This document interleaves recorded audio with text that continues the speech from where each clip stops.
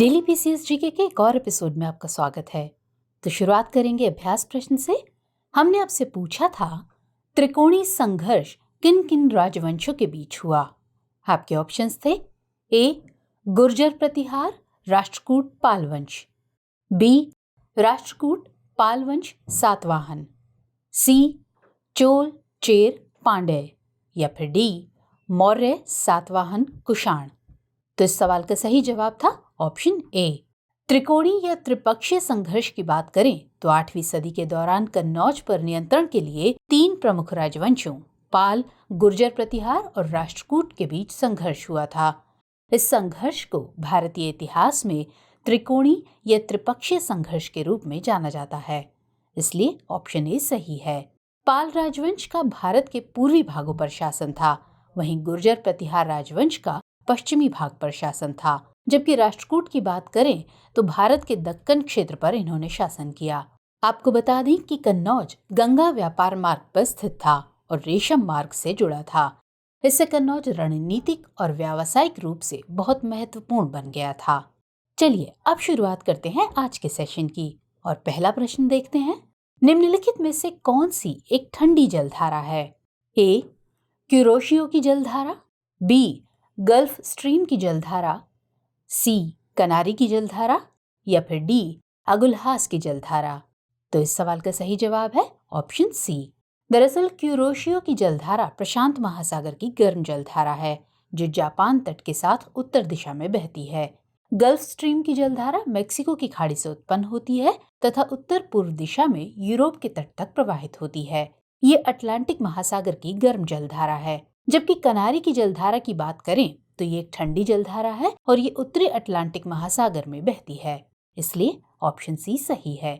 Agulhas की जलधारा हिंद महासागर की गर्म जलधारा है और ये मेडागास्कर के दक्षिण में मेडागास्कर एवं मोजाम्बिक धारा से मिलकर अगुलहास धारा कहलाती है।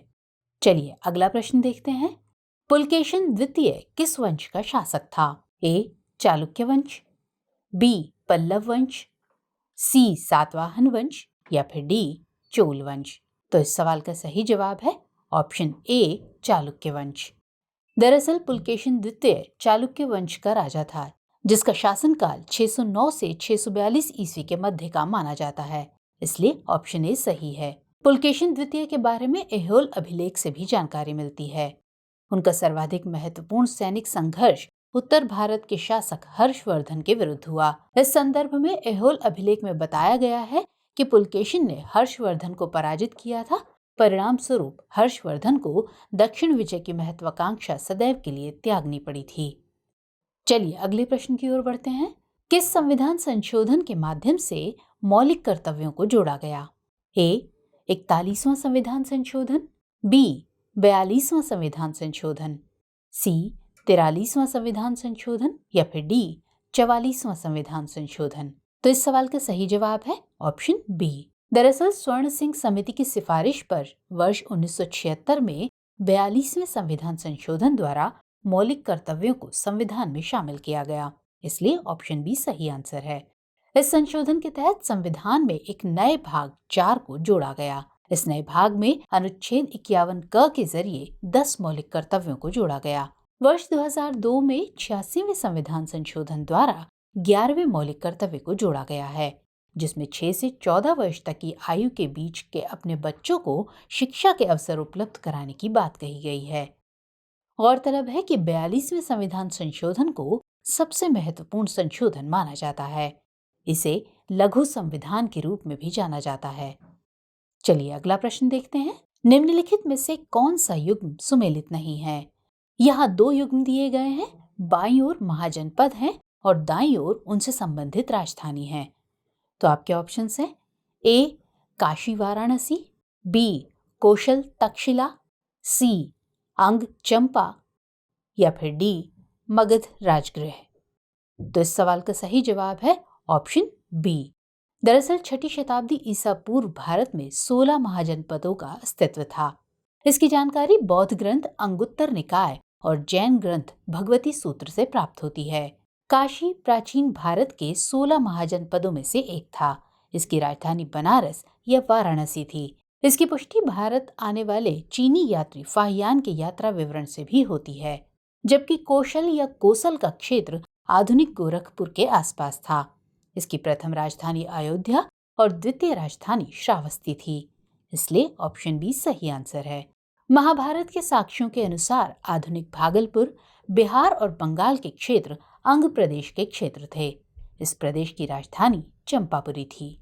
वहीं मगध की बात करें तो इस महाजनपद में आधुनिक पटना तथा गया जिले शामिल थे।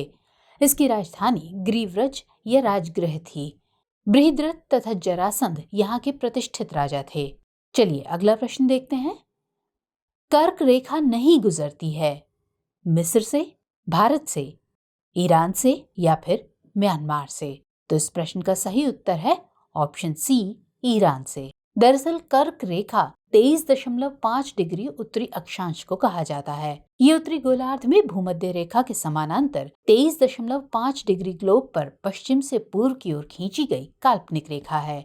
21 जून को जब सूर्य कर्क रेखा के एकदम ऊपर होता है तो उत्तरी गोलार्ध में वह दिन सबसे लंबा व रात सबसे छोटी होती है। कर्क रेखा 18 देशों मेक्सिको, अल्जीरिया, माली, मारितानिया, मिस्र, नाइजर, म्यांमार, संयुक्त अरब अमीरात, बहामास, ताइवान, ओमान, चाड, चीन, बांग्लादेश, मोरक्को, सऊदी अरब, भारत और लीबिया से होकर गुजरती है, इसलिए ऑप्शन सी सही है। ये भारत के 8 राज्यों गुजरात, राजस्थान, मध्य प्रदेश, छत्तीसगढ़, झारखंड, पश्चिम बंगाल, त्रिपुरा तथा मिजोरम से होकर गुजरती है। चलिए बढ़ते हैं अगले प्रश्न की ओर। न्यू डेवलपमेंट बैंक के संदर्भ में निम्नलिखित कथनों पर विचार कीजिए। कथन 1, इसकी स्थापना यूएन के द्वारा की गई है। कथन 2, इसका मुख्यालय शंघाई में है। आपको बताना है कि इनमें से कौन सा या कौन से कथन सही है या सही है। आपके ऑप्शन है ए केवल 1, बी केवल 2, सी 1 और 2 दोनों, या फिर डी ना तो 1 और ना ही 2। तो इस सवाल का सही जवाब है ऑप्शन बी। दरअसल हाल ही में भारत के प्रधानमंत्री ने 14वें ब्रिक्स शिखर सम्मेलन में भाग लिया, जिसकी वर्चुअली मेजबानी चीन द्वारा की गई थी। एनडीबी यानी न्यू डेवलपमेंट बैंक की बात करें तो इसका गठन ब्रिक्स डेवलपमेंट बैंक के रूप में किया गया था। ये ब्रिक्स देशों ब्राजील, रूस, भारत, चीन और दक्षिण अफ्रीका द्वारा स्थापित एक बहुपक्षीय विकास बैंक है, इसलिए कथन 1 सही नहीं है। इस बैंक का मुख्यालय शंघाई, चीन में है, इसलिए कथन 2 सही है।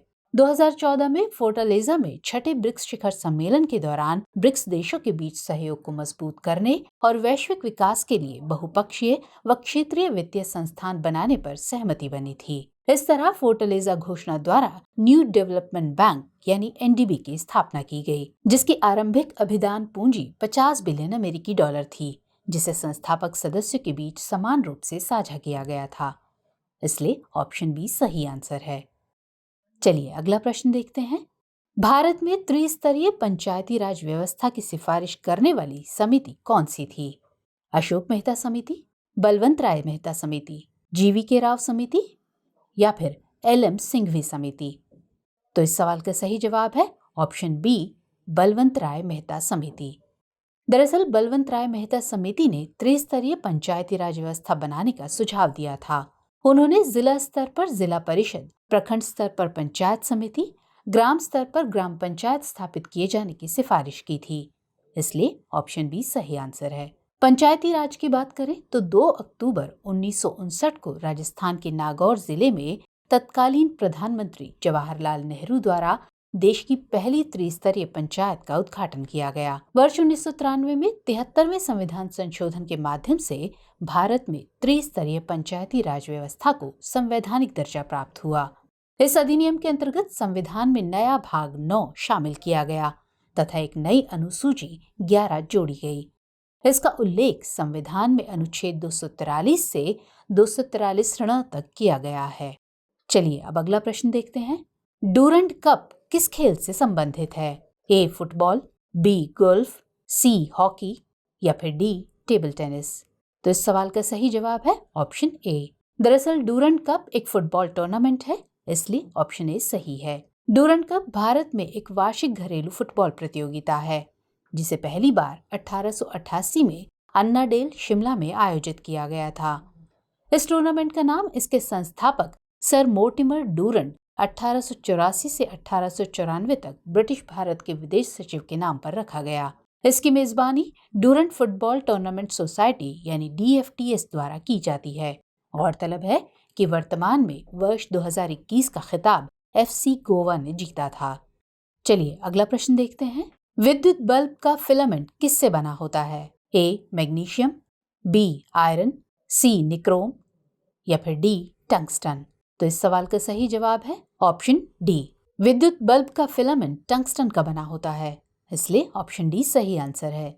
बिजली के बल्ब में तापमान बहुत उच्च होता है, इसलिए इसे ऐसी धातु से बनाया जाता है जिसका गलनांक बहुत अधिक हो और जो गर्म होने पर न तो गले और ना ही इसमें कोई रिएक्शन हो। दरअसल टंगस्टन एक ऐसी ही धातु है जो विद्युत प्रवाहित होने पर गर्म होकर रोशनी देती है, लेकिन पिघलती या जलती नहीं है। चलिए रुख करते हैं आज के 10वें और अंतिम प्रश्न की ओर।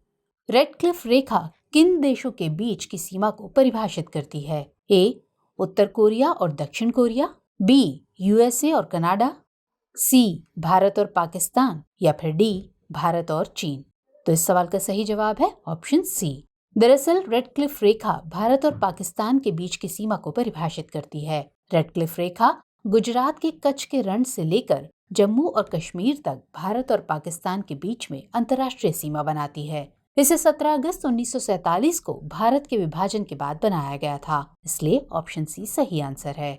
सर सिरिल रेडक्लिफ की अध्यक्षता में सीमा आयोग द्वारा इस रेखा का निर्धारण किया गया था। गौरतलब है कि भारत और चीन की सीमा का निर्धारण करने वाली रेखा को मैकमोहन रेखा कहा जाता है। आइए अब नोट करते हैं आज का अभ्यास प्रश्न। निम्नलिखित में से किन देशों के बीच मृत सागर स्थित है? A लेबनान और जॉर्डन, B जॉर्डन और इजराइल, C इजराइल और सीरिया या फिर D फिलिस्तीन और लेबनान।